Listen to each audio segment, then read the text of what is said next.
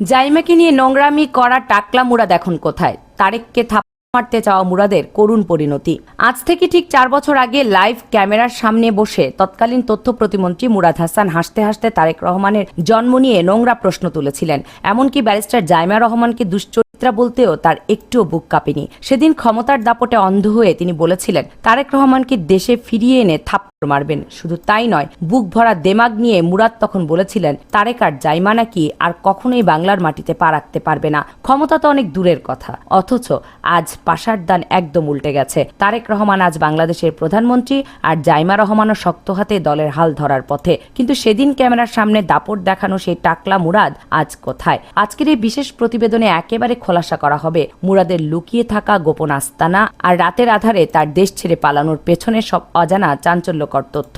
পুরো ঘটনার শুরুটা হয়েছিল 2018 সালের সেই বহুল আলোচিত নির্বাচনের পর। জামালপুর 4 আসন থেকে জিতে আসার পরেই মুরাদ হাসানের কপাল যেন রাতারাতি লটারির মতো খুলে যায়। রাজনীতিতে তখন অনেক ভেলকিবাজি চলছিল। প্রথমে মুরাদকে দেয়া হয় স্বাস্থ্য প্রতিমন্ত্রীর বড় চেয়ার, কিন্তু সেখানে তার মন একদমই টিকল না, কারণ তার চাই আরো বড় কিছু। এরপর তাকে বসানো হলো একদম তথ্য ও সম্প্রচার মন্ত্রণালয়ের মতো একটা পাওয়ারফুল জায়গায়। আর এই নতুন চেয়ারে বসার পরেই ক্ষমতার স্বাদে পুরোপুরি বেসামাল হয়ে পড়ে এই দুর্নীতিবাজ লোকটা। তার চলাফেরা এবং হাবভাব দেখে মনে হতো যেন পুরো বাংলাদেশটাকেই সে নিজের পকেটে নিয়ে নিয়েছে।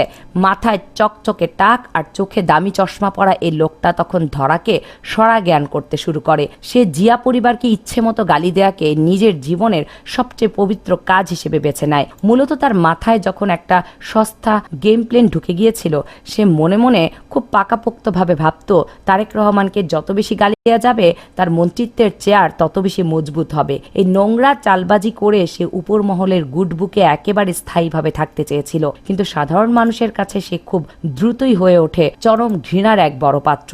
তার গলাবাজি আর দাপট দেখে পাড়ার মোড়ের চায়ের দোকানের আড্ডায় সাধারণ মানুষ রীতিমতো বিরক্ত হয়ে উঠত। মানুষের গা পিত্তি জ্বলে যেত তার কথা শুনে। এমনকি মুরাদ টেলিভিশনের পর্দায় আসলেই মানুষ চ্যানেল পাল্টে দিত, তবুও তার কোনো হুঁশ ছিল না, কারণ দেমাগে তখন তার মাটিতে পা পড়তো না। সে ভাবত তার মাথার উপর এমন শক্ত হাত আছে যা তাকে সারা জীবন যে কোনো বিপদ থেকে বাঁচিয়ে রাখবে, তাকে কেউ ছুঁতেও পারবে না। তবে এই কালপিট লোকটা শুধু রাজনৈতিক বিরোধিতার মাঝেই থেমে থাকেনি। তার ভেতরে লুকিয়ে থাকা এক বিকৃত মানসিকতা আস্তে আস্তে সবার সামনে একদম পরিষ্কারভাবে আসতে শুরু করে। একজন দায়িত্বশীল মন্ত্রী হয়েও সে নারীদের নিয়ে যে জঘন্য ভাষায় কথা বলতো তা শুনে রাস্তার বখাটেরাও হয়তো লজ্জায় লাল হয়ে যেত।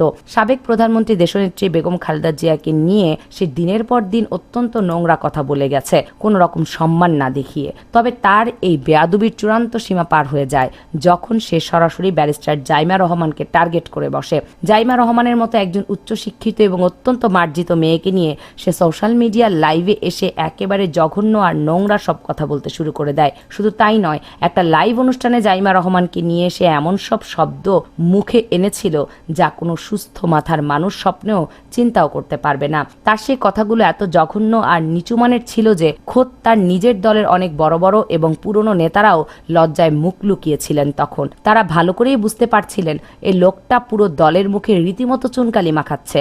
দলের ভেতরেও তাকে নিয়ে কানাঘুষো শুরু হয়ে গেছে। কিন্তু মুরাদ তখন ক্ষমতার নেশায় এতই অন্ধ যে কারো ভালো কথাই সে কানে তুলছিল না। সে নিজের মনে ভেবেছিল এই নোংরামি করে সে হয়তো বিরাট কোনো বাজিমাত করে ফেলেছে। আসলে সে একটু বুঝতে পারেনি যে সে নিজের পায়ে নিজেই বিশাল এক কুড়াল মারছে। সাধারণ মানুষের মনে তার প্রতি যে ক্ষোভ তৈরি হচ্ছিল সেটা সামলানোর মতো তার কখনোই সেই ক্ষমতা ছিল না।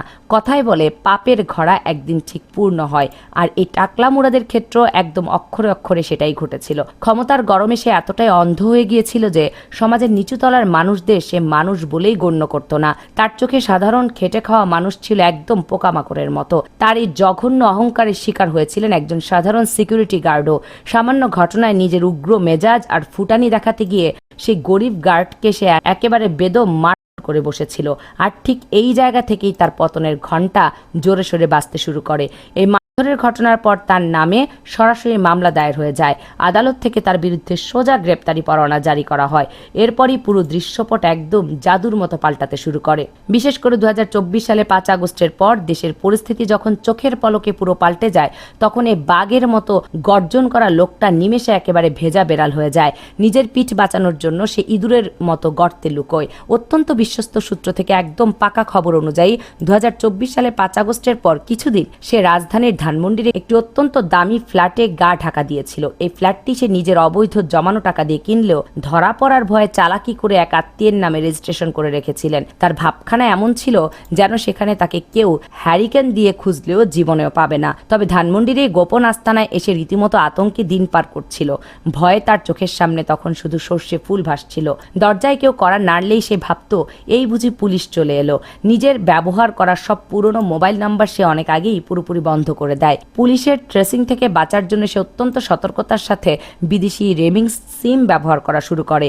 শোনা যায় দিনের বেলায় সে ভয়ে ফ্ল্যাটের পর্দা পর্যন্ত সরাতো না।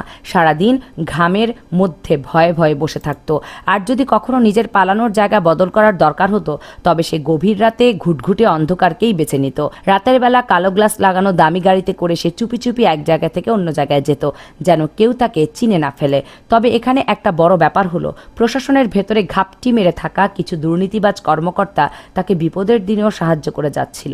অতীতে এই কর্মকর্তারা মুরাদের কাছ থেকে অনেক অবৈধ সুযোগ সুবিধা নিয়ে নিজেদের পকেট ভারী করেছিল। আর সেই ঋণের বোঝা টানতেই তারা মুরাদকে পুলিশের গতিবিধি সম্পর্কে সব গোপন তথ্য দিয়ে সাহায্য করতে থাকে। এই মাস্টার মাইন্ডদের প্ল্যানই মুরাদ বেশ কিছুদিন প্রশাসনের চোখে ধুলো দিয়ে লুকিয়ে থাকতে পেরেছিল। তবে সবচেয়ে বড় প্রশ্ন ছিল, মুরাদ কি এখনো দেশের ভেতরে কোথাও লুকিয়ে আছে নাকি হাওয়া হয়ে গেছে? মূলত প্রথম দিকে মুরাদ দেশের ভেতরে ঘাপটি মেরে থেকে পরিস্থিতি বোঝার চেষ্টা করছিল। সে হয়তো মনে মনে ভেবেছিল পরিস্থিতি একটু ঠান্ডা হলে সে আবার নতুন করে খোলস পাল্টাবে আর আগের মতো গলাবাজি করবে। কিন্তু যখন সে খুব ভালো করে বুঝতে পারলো যে তাকে কেউ আর বাঁচাতে আসবে না এবং তার সব সাজানো গুটি একেবারে লেজে গোবরে হয়ে গেছে, এরপরেই সে লেজ গুটিয়ে পালানোর চূড়ান্ত সিদ্ধান্ত নেয়। সর্বশেষ পাওয়া পাকা খবর থেকে জানা যায় এই কালপিট লোকটা রাতের আধারে অবৈধ পথে সীমান্ত পার হয়ে ভারতে চলে গেছে। তার এই পালানোর দৃশ্যটা একবার ভাবলেই পরিষ্কার হয়ে যায় যে ক্ষমতার দাপট আসলে কতটা ঠুনকো একটা জিনিস। যে লোকটা একদিন লাইট ক্যামেরা সামনে বসে বড় বড় গলায় আওয়াজ করত, সে কিনা রাতের অন্ধকারে চোরের মতো মুখ লুকিয়ে বর্ডার পার হয়েছে। জানা যায় ভারতের আশ্রয় নেওয়ার পর সেখান থেকেও সে অন্য কোনো দেশে পালানোর জন্য এখন মরিয়া হয়ে চেষ্টা চালিয়ে যাচ্ছে।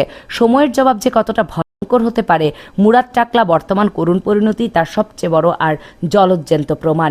যে তারেক রহমানকে সে দেশে ফিরিয়ে এনে নিজের হাতে থাপ্পড় মেরে সাইজ করার খোয়াব দেখত, সেই তারেক রহমানই বাংলাদেশের প্রধানমন্ত্রী হিসেবে মাথা উঁচু করে দাঁড়িয়ে আছেন। গত ডিসেম্বরে তারেক রহমান তার পরিবার সহ দেশনেত্রী বেগম খালেদা জিয়াকে দেখতে দেশে ফিরে আসেন।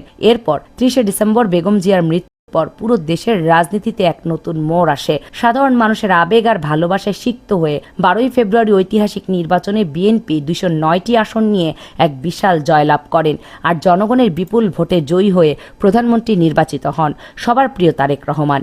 অন্যদিকে জাইমা রহমানও আজ অত্যন্ত শক্ত হাতে দলের ভবিষ্যতের হাল ধরার জন্য নিজেকে পুরোপুরি প্রস্তুত করছেন। আর সে গলাবাজি মুরাদ আজ কোথায় পড়ে আছে? সে আজ বিচারের ভয়ে থরথর করে কাঁপছে আর অন্য দেশে পালিয়ে বেড়াচ্ছে। একেই হয়তো বলে একেবারে দাঁত ভাঙা জবাব। একসময়ের প্রভাবশালী মন্ত্রী আজ ফেরারি আসামি হিসেবে চরম বেইজ্জতি আর অপমান হজম করছে। বাংলার মানুষ আজ নিজের চোখে দেখছে কিভাবে একজন অহংকারীকে ইতিহাস মাটিতে ধরাশায়ী করে দেয়। এই উচিত শিক্ষা আর ঝামা ঘষার পরিণতি প্রমাণ করে যে ক্ষমতার গরম কখনো সারা জীবন থাকে না। যে গর্ত করে সে অন্যের জন্য ফাঁদ পেতেছিল, আজ সেই গর্তে সে নিজেই চরমভাবে আটকে গেছে। দেশের মানুষ নতুন সরকারের অধীনে খুব শান্তিতে আনন্দে উৎসব পালন করছে, তখন মুরাদ হাসান হয়তো বিদেশের মাটিতে বসে নিজের এই কানমলা খাওয়ার মতো পরিণতির জন্য কপাল চাপড়াচ্ছে। তারেক রহমানের এই বিশাল উত্থান আর মুরাদের এই ইঁদুরের মতো পতন বাংলাদেশের রাজনৈতিক ইতিহাসে এক বিরাট শিক্ষণীয় অধ্যায় হয়ে থাকবে।